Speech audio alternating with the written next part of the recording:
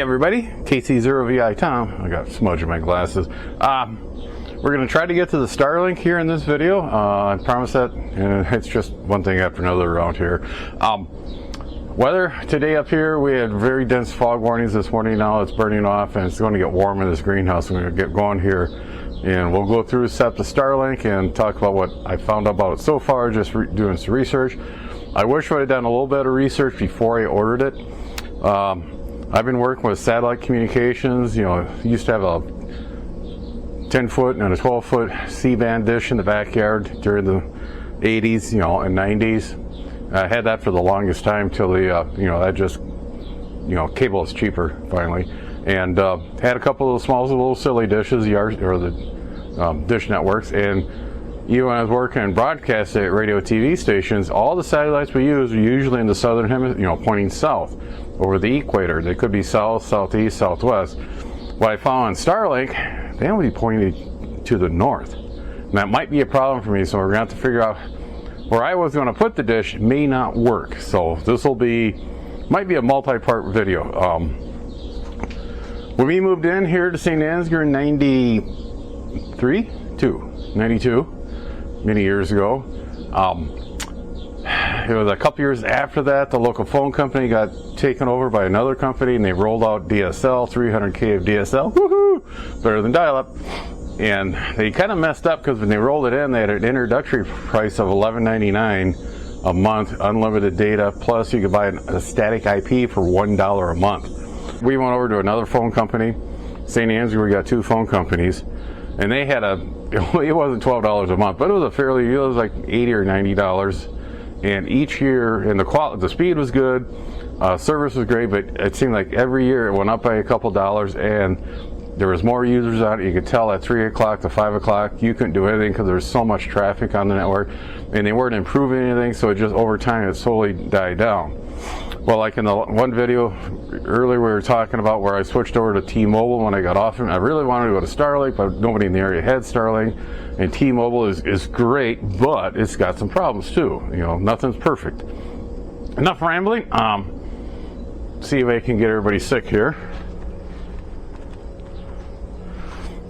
After you open the box the right way, again, like I said earlier, you have your instructions, which is another man's opinion. We'll set up there. This is a Gen 3. Dish goes there. This is the Ethernet cable, the router, looks like power supply, and the plug-in cord. So what we'll do, we'll get this started here. I got my phone here with the app installed. You load the app, you just connect all the cables, set it out there, and again, right here, they don't say points to the north. And it's not till you get to here where you got to do it. So what I can do, I'm going to run the cable out. And my original plan was to come out here. This cement slab was where the generator sat in the greenhouses. That's a abandoned gas line, and that pipe there was where the furnace was on. But I was going to set it somewhere out here. May have to move the bird feeders. But in reality, what I may, that was the feeder that fed the house from the generator. What I may have to do is actually mount it on the fence where the weather station and the vertical is. And that's, because that's got a better view to the north. Due to the fact, I was going to think about, I got a conduit out to the gazebo. But we got a great big tree here to the north of the gazebo, and I got some trees here. So that's going to be a little problem. Let's get in there and see what we can do. Not sure if it worked or not, due to the fact the camera kind of locked up. We got the power supply plugged in, the back of the routers hooked up with the power supply and the Ethernet. And we'll take the Starlink. And we will head out here. Be a good starting point here. And again, that's south. But what playing around with the app the other day, I think I got to go north. I think I got a fairly decent one. Bird feeders may have to move. Let's see how we're doing here. I had to get out of there real quick. It was getting really warm in there. Got everything all assembled. You go through the Starlink app. You know, they ask you the questions, what type of mount you got. Plug everything in. It takes a couple minutes for the Wi-Fi to pull up. You select the Starlink on your Wi-Fi. Then you can go back into the app, and let's see what's going on here. Let's go over here to the table to make it easier.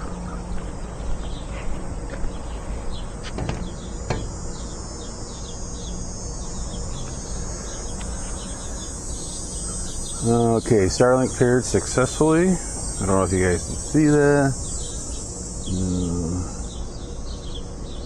It's going to search for satellites, and we'll get back to you when this is done. Okay, I got the Starlink in the app. I had to do an alignment. Again, yeah, it wants to be, right now the dish is pointing more to the northwest. Something to think about. Like I said, you come up here, we got house and tree. I may have to make a longer Ethernet cable and put it out there on that fence. But it is downloading the updates. It seems to be working. I'm a little disappointed in this camera because the camera actually crashed from the heat of working in the greenhouse. We're at 98 on the download, so it's getting better. I'm not sure if you guys can see this. But we'll keep plugging away at this, see what we come up with. It is not a fast task. It is something that takes a while. Because again, you gotta go through a lot of setup. Download is complete. It is updating. It's already rebooted once. And like I said, it's out there. Now the iPhone is connected wirelessly, Wi-Fi, to it. I set up the Wi-Fi, so it is secured. Now, okay, right now I have a download of 256.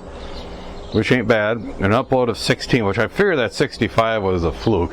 After I started getting the thing going, it popped up with a message stating that it is in the process of fine-tuning. So I'm sure it's out there looking for all the other different satellites, you know, because the way they come over. But on that, okay, what I'm going to do next is I will, it's hot and muggy out there, where I'll hook up that internal Ethernet, switch some cabling downstairs, and have the whole house seat on it. I can't leave it there because I got to mow tomorrow, but it gives me an idea on what it does work, and it's not hard to put in. It just takes a while. I have pulled some patches, and I have the Starlink plugged into the house network, and I'm surprised. This is 205 down, 31.72 up. And I did it on the phone. Now the phone's on a Wi-Fi deal, 2.4 gig. It only got 38. There we go. Back up here a little bit, Crowley. And 14. But again, there's other pieces of equipment operating. Just out of curiosity, let's try it again. Other devices, other uploads and downloads going on. We're going to Park Region's phone. Yeah, see, it's going to be variable because the first time it was, you know, like I showed you, now it's less. I think one of the computers is actually, there we go, now we're popping up. We were probably downloading and uploading a packet out of the either the weather station or the iGate or what else we got running down there, a couple of the webcams. So this is going to be variable. This will actually be a good test on Starlink because it's going to be, even though there's only one person in the house, there is a lot of stuff going on.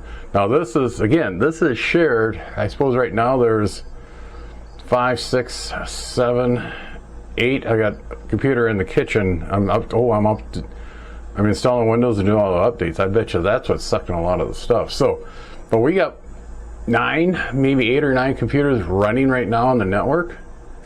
And that's why the, I suppose the speed test is different. Yeah, see now we're up to 2, 3.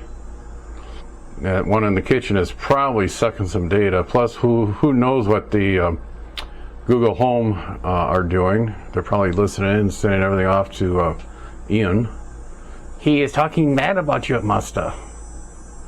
Okay, I'm going to order a fence post adapter, and I got a long chunk of cable in the basement. I'll get that going. I'll come back after I have that installed. It'll be probably a week. So this video is going to be a little longer than normal for it to get out. But that's acceptable. 328 down for light. I didn't think it was supposed to be that fast, but then again, what is peak hours? And yeah,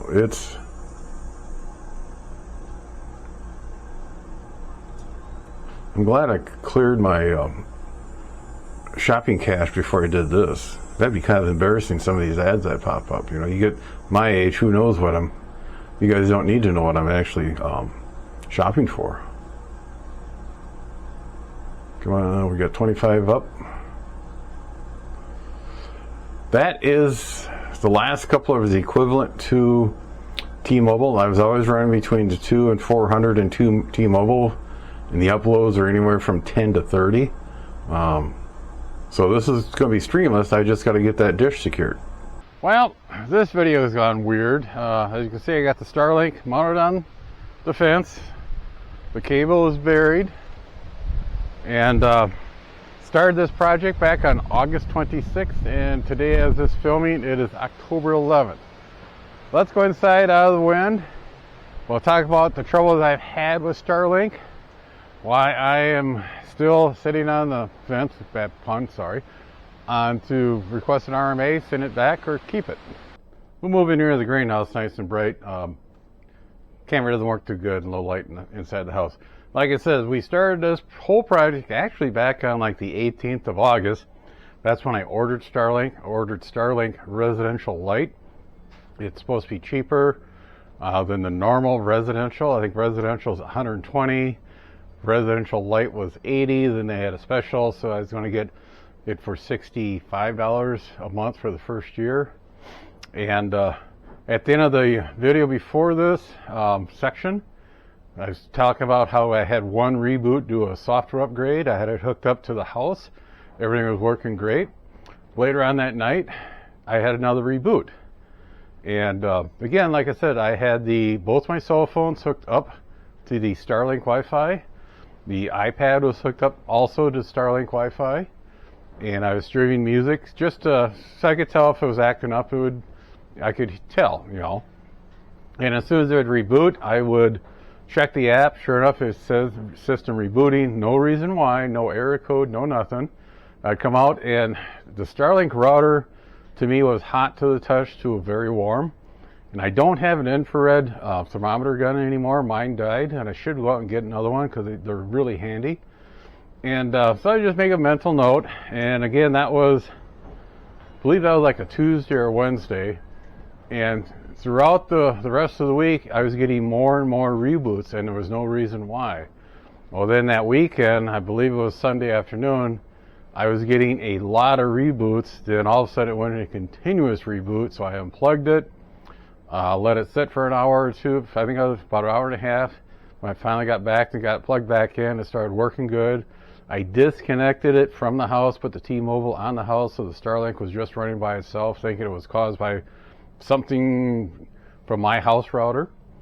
And the next day, I checked the log, and sure enough, it had rebooted a couple more times throughout the night, so it was nothing connected to the house problem. So I reconnected the house up, and it seemed to be working okay. And I put in a trouble ticket on Starlink's website. Explain what was going on, and I believe that would have been like the 25th of August. And then right away after you submit the ticket, you get an automatic generated response, AI, auto attendant as I call it. And it's just, you know, did you check the facts? See if your problem's a known problem and we have cures for it. Are you using, genuine Starlink hardware? You're not trying to substitute in some other vendor. You know, they just want to make sure, pretty much what they want to do is make sure you've got everything correct. And I filled it out. I didn't hear anything from them till like the 28th.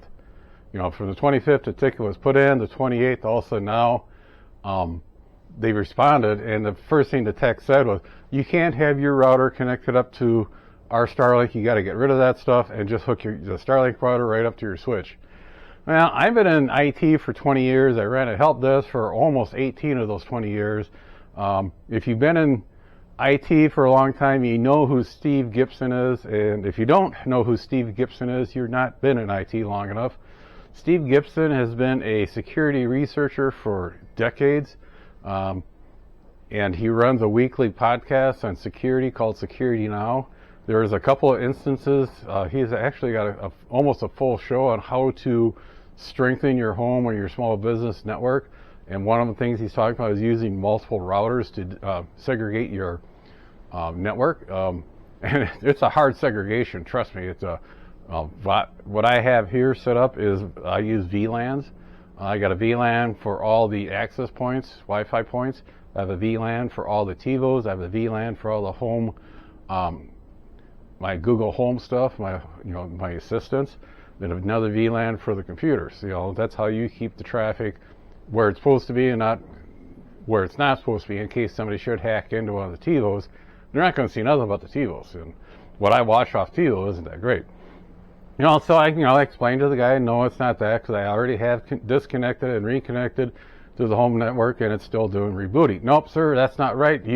It's not set up right. If you want to do that, you're just not going to work. So I told him, okay, I'll disconnect it. We'll see what happens overnight. Kind of irked me a little bit, just the tone of his messaging. And the next day, another tech popped up in there and said, well, if you want to use those two routers together, you got to put your router in pass-through or pass mode. And I never heard of that before, and I started checking my vendor's instructions, and there's nothing in there about putting it in a pass mode or a pass-through or anything like that. So I just kind of, okay, I don't know what this guy's talking about. I don't think he does either. And again, okay, then I get another guy who's going off. It's that big tree. I showed you a video of that tree out there. It's blocking too much signal, and that's causing the router to get confused and rebooting. The router's getting confused and reboot. What type of system is this? That was way out there in left field. Then I had another tech. Like I said, I had like 6 different techs, give me weird deals. And again, I was not getting anywhere with this problem. That really was starting to hurt me. I believe in the 3-strike rule when you're working on problems, where you get 3 chances to fix the deal, sort of like baseball. And finally, it got to a point where I said, okay, they got a strike on poor customer service. Like I said, if I ran my help desk at the college, the treatment I'm getting, either I'd be fired or there'd be a bloodbath up there. So we finally got into the Labor Day holiday weekend. I was getting different ideas from these guys. Do this, do that. Disconnect this. How do you know your router's rebooting? And Monday afternoon of Labor Day weekend, Monday afternoon, I got the grill going. I got my steak ready to go out. I get a call from Starlink, one of the techs, different tech, and he goes, well, sir, looking over the ticket here, and I don't think it's our problem. I think it's something on your end. I said, how could it be mine? Right now, the Starlink is just running by itself. It's not hooked up to anything, and the system reboots. Well, how do you know it's rebooting, sir? I said, well, are you looking at the lights? Because the lights go to sleep after a while. I said, no. What I do, I have my 2 cell phones hooked up to the Wi-Fi, and no, you don't, sir. I'm looking at your system right now, and you have nothing connected to it. Really? And I said, no, I have my 2 cell phones and my iPad hooked up to the Starlink Wi-Fi. Well, sir, how do you know that's hooked up correctly? I said, well, when I set up the Starlink, I labeled the Wi-Fi Starlink.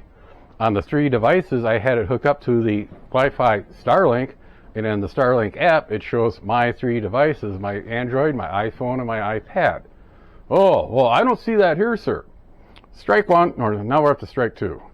I was ready to ask for an RMA number and tell them to get this crap out of here. But we sat and talked a little bit, and I said, how much of time delay is there when you're looking at what you think is my device and what is actually happening? He goes, what do you mean? I said, if something happens to my device now, how many minutes before you see it on your end? Quiet on the phone. He didn't know. I don't think he's ever thought of it. I personally think he was on somebody else's system. He was not on my system. Well, he wanted to have me disconnected and from the house. I said, it's already disconnected. He said, well, I want you to reboot it, but this time let it sit for an hour, then plug it back in. Okay. And I said, okay, but tell you what, I'm going to throw my food on the grill. When I'm done eating, I'll do it. He says, no, sir, let's do it right now so we can close this ticket. That's I knew what was going on. If you're working at help desk, you have what's called SLAs, service level agreements, where I was at, we had to, when a call would come in, we were running a 70% closure on that call right away. And if you didn't meet it, we got our finger slapped. Then there was another SLA says closure for 1 day, a ticket open, then a 1 week, and there's different SLAs for different lengths of time. And the idea is you want to make sure that you're closing these tickets when they come in because you have them fixed, not to close them because you want to make sure your accounting looks good. And even though our SLA said 70%, we were always running the 90% because we get calls from the students come in, they didn't know their username or password on their phone, okay, yeah, for sure, I'm a new student. Or they couldn't get their phone on the network. My phone won't work on your network. What type of phone you have? A white one. Stuff like that you got to do. But you always want to make sure you treated the customer with respect because these customers are paying your salary. So I was biting my tongue because this guy was, I says, tell you what, let me eat, I'll do this, and I'll make a notation in the ticket. Okay, that's good, sir. So I did what he asked me to do, put it, again, just verified it was disconnected from that. He also had me shut down my Wi-Fi because he's thinking my Wi-Fi was interfering with the Starlink's Wi-Fi. Okay, that's really bizarre.